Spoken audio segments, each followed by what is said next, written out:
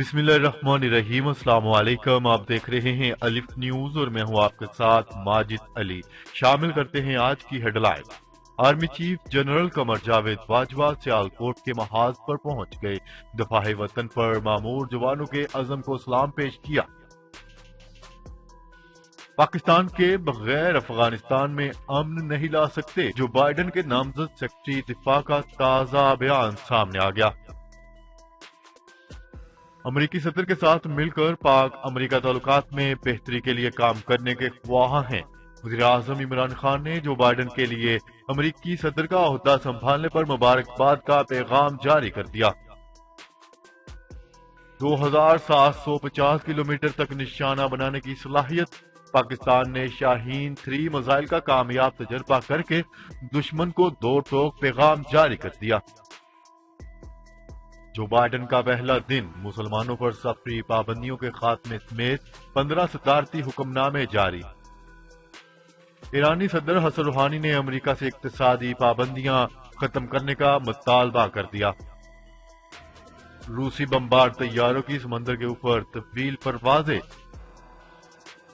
بھارتی کسانوں کا متنازع قوانین کے خلاف احتجاج جاری، دہلی کے سرحدی راستوں کو بھی بند کر دیا گیا۔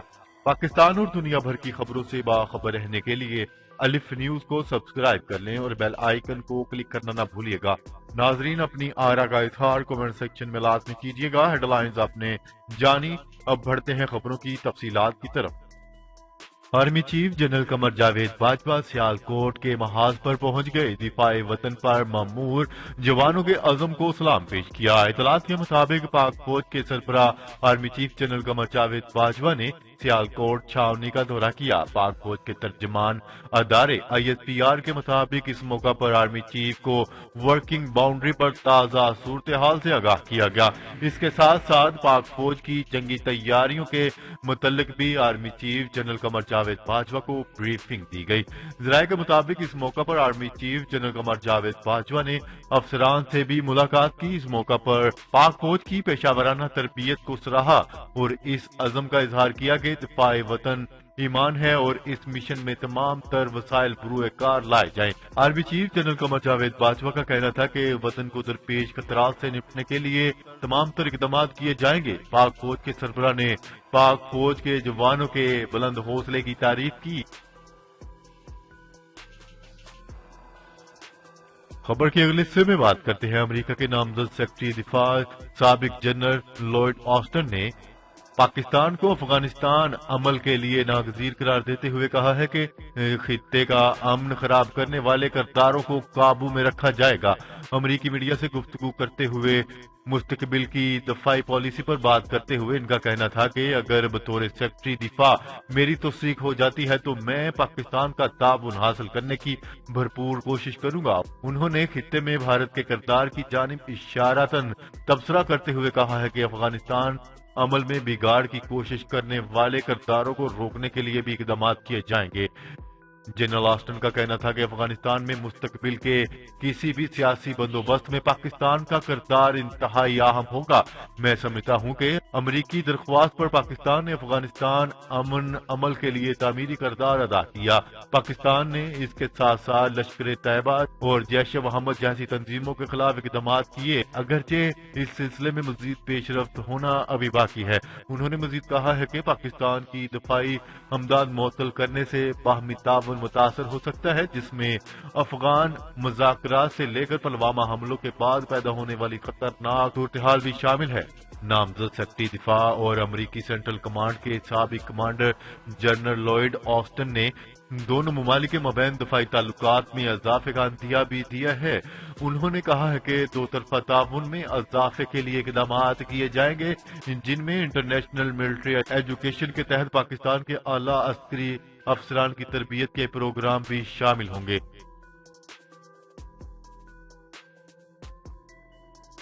خبر کے اگلے حصے میں بات کرتے ہیں۔ وزیر اعظم عمران خان نے جو بائیڈن کو صدارت کا عہدہ سنبھالنے پر مبارکباد دی ہے۔ جو بائیڈن کے امریکی صدارت کا حلف اٹھانے کے بعد وزیر اعظم عمران خان نے ایک بیان میں کہا ہے کہ میں جو بائیڈن کے ساتھ کام کرنے کا منتظر ہوں۔ انہوں نے امید ظاہر کی ہے کہ جو بائیڈن کے دور میں پاکستان اور امریکہ کی شراکت مزید مضبوط ہوگی۔ وزیر اعظم عمران خان نے مزید کہا ہے کہ پاکستان امریکہ کے ساتھ تجارت، معیشت اور ماحولیاتی تبدیلی جیسے مسائل پر کام کرنے کا خواہش مند ہے اور ہم امریکہ کے ساتھ انسداد کرپشن، خطے میں امن کے فروغ سمیت کئی اہم امور پر کام کرنا چاہتے ہیں۔ واضح رہے کہ امریکہ کے 46ویں صدر کی حیثیت سے جو بائیڈن نے حلف اٹھایا، ڈیموکریٹک پارٹی کے رہنما جو بائیڈن نے باقاعدہ طور پر امریکی صدر کا منصب سنبھال لیا ہے۔ خبر کی اگلے حصے میں بات کرتے ہیں پاکستان کا بیلسٹک میزائل شاہین 3 کا کامیاب تجربہ، دشمن کی نیندیں حرام۔ تجربہ ویپن سسٹم کے ٹیکنیکل پیرامیٹر جانچنے کے لیے کیے گئے تجربے میں 2750 کلومیٹر رینج کے حامل شاہین 3 میزائل نے بحیرہ عرب میں اپنے ہدف کو کامیابی کے ساتھ نشانہ بنایا۔ پاک فوج کے شعبہ تعلقات عامہ ISPR کے مطابق پاکستان نے شاہین 3 میزائل کا کامیاب تجربہ کیا، جو زمین سے زمین تک 2750 کلومیٹر رینج کے حامل شاہین 3 میزائل کے تجربے میں ویپن سسٹم کے ٹیکنیکل پیرامیٹرز کو جانچا گیا، جبکہ شاہین 3 نے تجربے کے دوران بحیرہ عرب میں اپنے ہدف کو کامیابی کے ساتھ نشانہ بنایا۔ خبر کے اگلے حصے میں بات کرتے ہیں امریکی صدر جو بائیڈن نے عہدہ سنبھالتے ہی ڈونلڈ ٹرمپ کی جانب سے مسلم اکثریت رکھنے والے چند ممالک پر لگائی گئی تمام سفری پابندیاں ختم کرنے کا اعلان کر دیا۔ غیر ملکی خبری ادارے کے مطابق جو بائیڈن نے امریکہ کے 46ویں صدر کی حیثیت سے عہدے کا حلف لیتے ہی مسلمانوں پر عائد پابندیاں ختم کرنے سمیت 15 صدارتی حکم ناموں پر دستخط کر دیے۔ ان میں اکثر حکم نامے ڈونلڈ ٹرمپ کی پناہ گزین مخالف پالیسیوں سمیت دیگر متنازع پالیسیوں کو ختم کرنے کے لیے جاری کیے گئے۔ جو بائیڈن کی جانب سے جن صدارتی حکم ناموں پر دستخط کیے گئے ہیں، ان میں مسلمانوں پر سفری پابندیوں کا خاتمہ، پیرس ماحولیاتی معاہدے میں شمولیت اور کورونا بحران سے نپٹنے کے لیے ہنگامی اقدامات کے حکم نامے سر فہرست ہیں۔ امریکی صدر نے اپنے ابتدائی حکم نامے میں عالمی ادارہ صحت میں واپس جانے کا بھی اعلان کیا ہے۔ خبر کے اگلے حصے میں بات کرتے ہیں ایرانی صدر حسن روحانی نے امریکہ سے اقتصادی پابندیاں ختم کرنے کا مطالبہ کر دیا۔ غیر ملکی خبری ادارے کی رپورٹ کے مطابق ایرانی صدر حسن روحانی نے کہا ہے کہ امریکی جوہری ڈیل کا حصہ بننا ہے تو شرائط پر عمل درآمد کریں گے۔ اب بال امریکہ کے کورٹ میں ہے۔ حسن روحانی نے کہا کہ ٹرمپ کے دور نے ظلم اور فساد کے سوا کچھ نہیں دیا۔ ٹرمپ کا دور امریکی عوام اور دنیا بھر کے لیے مشکلات کا سبب بنا۔ ایرانی صدر حسن روحانی نے کہا ہے کہ تہران اور واشنگٹن کے درمیان 1980 سے منقطع تعلقات میں ٹرمپ کے دور میں مزید کشیدگی بڑھی۔ انہوں نے کہا ہے کہ ٹرمپ کی ایران کے خلاف زیادہ سے زیادہ دباؤ کی پالیسی مکمل ناکام ہوگی۔ حسن روحانی کا کہنا تھا کہ ٹرمپ دور میں امریکیوں سمیت دنیا بھر کے عوام کو ناانصافی، کرپشن اور مسائل کے سوا کچھ نہ ملا۔ خبر کے اگلے حصے میں بات کرتے ہیں روس کے 2 بمبار طیاروں نے سمندر کے اوپر مسلسل 14 گھنٹے کی طویل پرواز بآسانی مکمل کر لی۔ ایروسپیس فورس کے 2 پائلٹوں نے Tu-160 طیاروں کے ساتھ لمبا فاصلہ طے کیا۔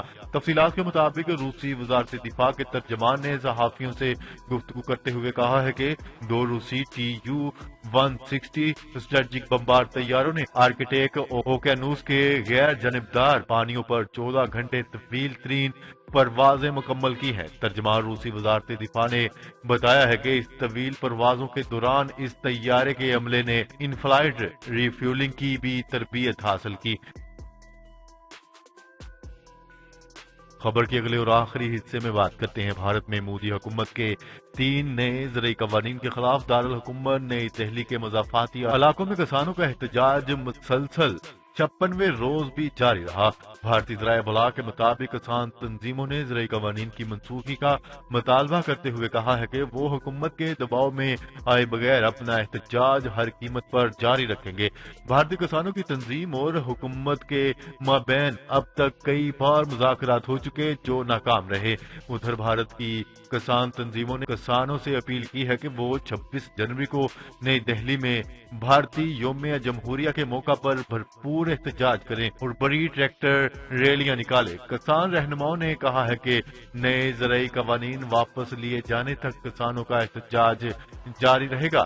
भारतीय किसानों ने दिल्ली को रियासत उत्तर प्रदेश से मिलाने वाली मुतअद्दिद शाहराहों पर धरना दे रखा है, जबकि इंतजामिया ने किसानों को दरअल हुकूमत में दाखिल होने से रोकने के लिए कई मकामात पर शाहराहों को बंद कर दिया।